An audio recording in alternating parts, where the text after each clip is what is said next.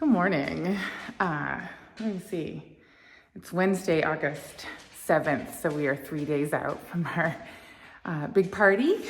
So this is the state of what's going on right now. The ballroom is set behind me. Well, kind of. So we have this long table. This is not necessarily like a head table, but it is for all the people who don't know anybody else here. So Chris and I will sit here along with all of our friends who don't know any of our other friends. And then over here are 5 additional tables. So we have 49 people dining. And then there will be some kids who aren't really gonna sit down. They're just gonna do their thing. We've washed all the china. Well, I don't know, at least some, or hopefully most of the china. We've brought that all up in racks, ready to set the table. We've washed a lot of glassware, and this is all over here. So this is our glassware from the dining room. Once we use it here, that'll go back down, but then up here is a lot more. Getting the table set is one of the things I'm most excited about. Yesterday, the piano tuner came. So we had not tuned the piano since it arrived here a few months ago. We didn't tune it because we knew we were gonna move it from that side of the room to this side before all was said and done. So we didn't do anything. Chris has the PA system set up. That's this speaker and that speaker right there. And then I think kind of the last major thing in here is the dance floor, which is that we just don't want people dancing on this floor in case things get exciting. So we picked this easel up at a flea market earlier this year, and I thought it would be perfect for this. This is just a plein air frame that we had with a piece of glass in it. So eventually the table assignments will be put in here, and then it'll be moved to the other side of the room. We thought about putting like white paperboard in here, but I thought it was pretty to see through it. Okay, I'm heading downstairs. Okay, so this is the current state of the room that we call a service kitchen. So these bags have food items in them. One is for our grazing situation, for like the cocktails, and then another one is we're gonna have a buffet in the evening after dinner of like snack foods. Then most of the wine, well, some of the wine for the party is sitting out here, these whites, and then there's a case of Prosecco, and then there's a lot of liquor to go in our robot bartenders. And then here is the start of the gifts for our friends who are helping us to do service at the party. So this is champagne, and then a champagne bucket. And then for some people, this is a saber. This is the champagne saber. It's a big dull knife. You can use this to like literally lop the top off the champagne bottle. It's just like a fun thing.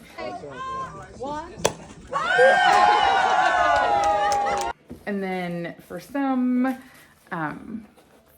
guests or some of our helpers, there's a whiskey. There's a whiskey gift. So this one.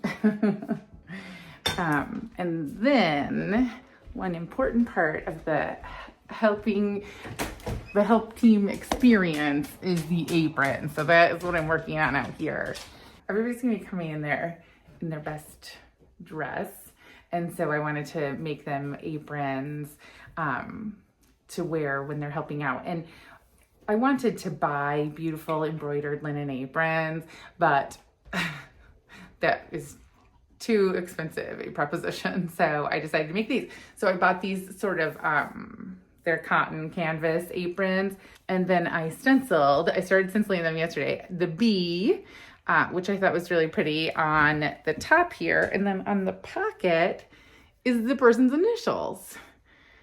So I am going to do one of those now.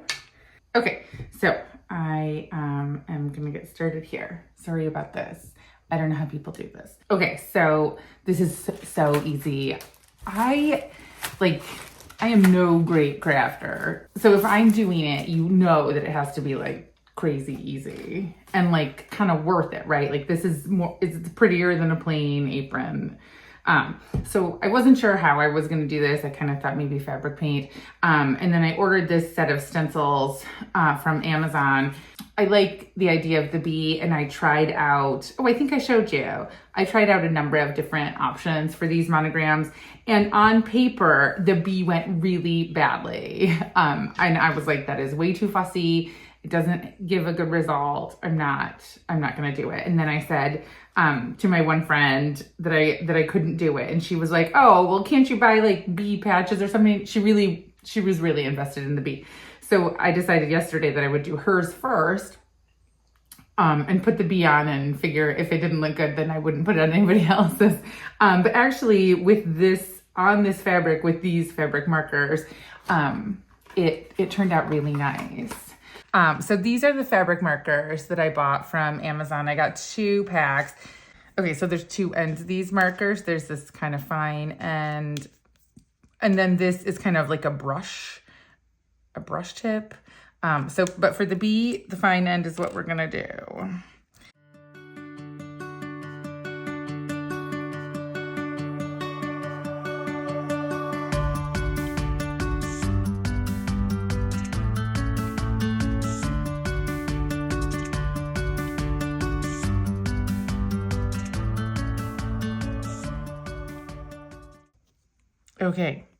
Okay, so the bee is done, and I'm gonna reveal it. Boom. Yeah, so then I kind of take the marker and like fill in anything that's looking particularly weak.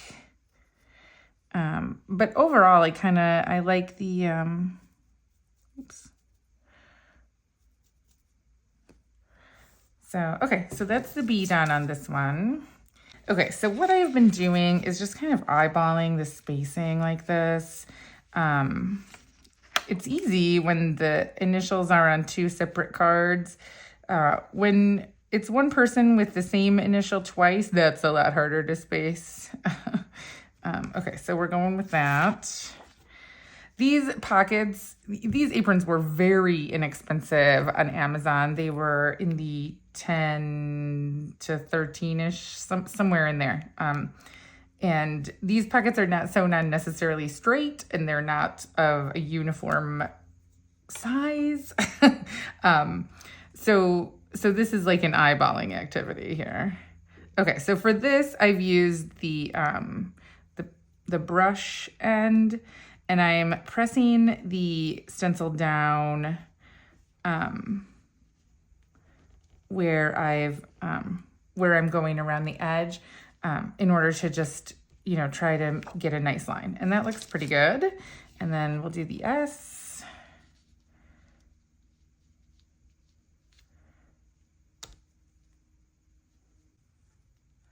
Okay, so that's JS, and now I'm just gonna color them in.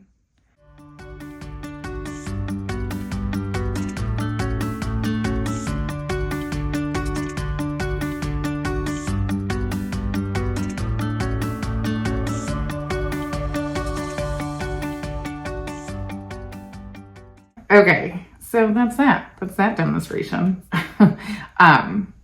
Yeah, they don't look store-bought, and that's what I like about them. So yeah, a nice little, it's hard to, so a nice little gift, a nice little personalized gift for our closest friends, the ones who we could guilt into helping us with this party. Okay, so I'm gonna move on, I think. I have this whole stack. I have a lot more to do. But I'll get to it in due time.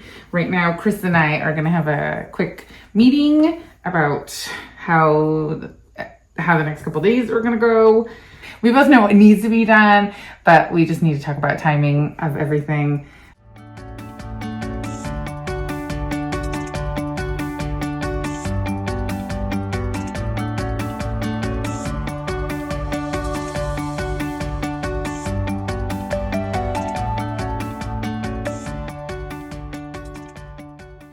Okay, It's about 9:30 on Wednesday night. We've had a long day. So I will definitely give you an update on how the room is looking in the morning when there's more light. I don't want to turn the chandeliers on. I just feel like it's just really bright, a lot of glare for me right now. So what I've been doing here is just like kind of zhuzhing the dishes around a little bit in order to accommodate the napkin and the knife. The napkin and the knife and the spoon. Tomorrow we'll finish up the forks. I just didn't have the heart to stand on the tile floor in the kitchen any longer tonight and dry silverware. So knives and spoons are going on now, and then I'm gonna hit the hay. Chris did a ton of work outside today. It looks amazing. Of course, when he came back in for the last time, he failed to close the pasture gate, and so just a few minutes ago, I heard a lot of sheep activity. They were right outside in the driveway. I did not get any video of that because it is pitch dark out there. There's nothing to see, just a bunch of angry sheep. I'm getting a little bit panicky now, just thinking about all the things that have to happen in the next 2 days, really. So it's Thursday night, about 6 or 7, more like 7. I'm here in the barn to close the chickens in for the night. Come on, girls. Can you see them? I don't have my camera with me. I just have my phone. I just dumped hay down my shirt. Hi, ladies. Are you ready for bed? I've been too self-conscious to film anything with my in-laws here. I mean, they know I do this, but I don't know. Okay, so Chris has done a ton of farm work. Yesterday, he cleared the patio out there. And then so tomorrow we're supposed to get a significant amount of rain, on the order of 4 inches. I think we've been downgraded since then, so hopefully we don't get a total flood. So after that rain comes through, then we will put fresh bedding out there in the patio and fresh bedding in here. It's raining now. It's been raining all day. Our tent is looking pretty saggy. Like it's definitely taken on some water.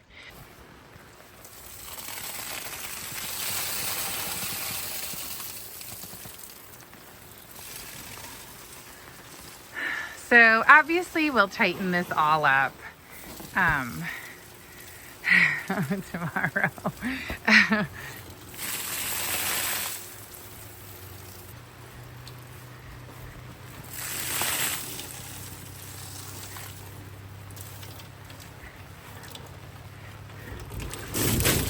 Oh, it just splashed me. I feel like I'm at SeaWorld, the splash zone. Okay, no, there's one more. So also, right there is the toilet trailer. I'll show you that. I'm gonna head in because it's starting to rain again. Okay, that was only a little bit. Let's see if I can tighten this up. Okay, so something exciting is happening here where the ground is full of water. So the tent posts are sinking in. That's this situation. And the stakes are sliding out. Okay, so I can't do this. I don't have a tripod with me, but I'm going to try and hammer this thing in. Ruh-roh. We could have this tent could be laying down by this time tomorrow. Let's hope for the best. Okay, I kind of fixed it. That's the stake that I hammered back in. August 10th is really early to have hurricane rain. This is already the second time we've had this, so it's a situation. Okay, here in the ballroom. Did I film this morning? No, I didn't. Okay, so last night the last time I checked in here, I was putting these napkins, spoons, and knives out.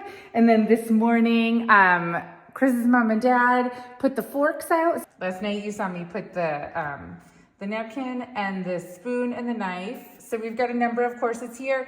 There'll be some bread and some cheese on the table when they sit down, and then a soup, and then a salad, and then a main course, and then dessert. So this is what they're gonna eat that with.